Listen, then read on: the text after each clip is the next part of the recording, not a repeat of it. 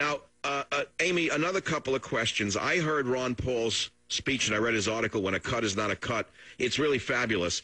He said that what they're doing now is akin to a family saving, quote, $100,000 in expenses by deciding not to buy a Lamborghini and instead getting a fully loaded Mercedes, when really their budget dictates that they need to stick with their perfectly serviceable Honda. Isn't that really what this is all about?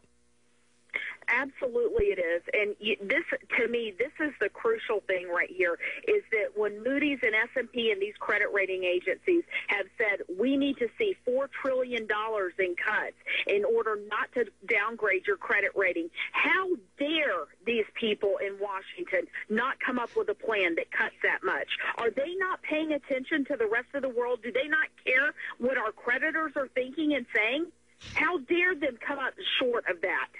All right, so the bottom line is the Tea Party Express, Michael Savage, and other real fiscal conservatives are really pragmatists. What we're saying is cut the spending, don't increase taxes.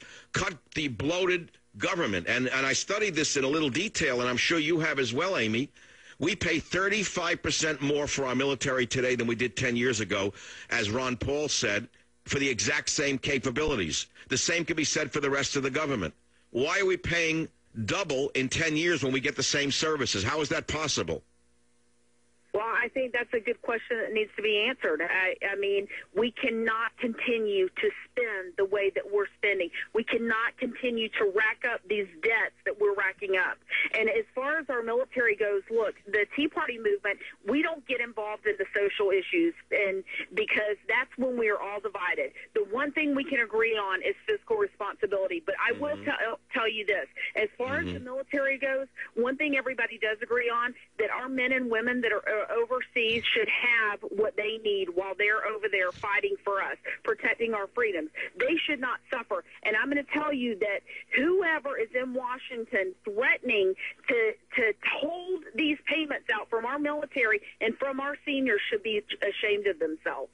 Well, of course, what they want to do is do what the left has always wanted to do, which is basically deball the U.S. military. And they said they're going to do it, by the way, with this so-called super committee they're going to create after this sham deal that they're working out. Amy, one last question.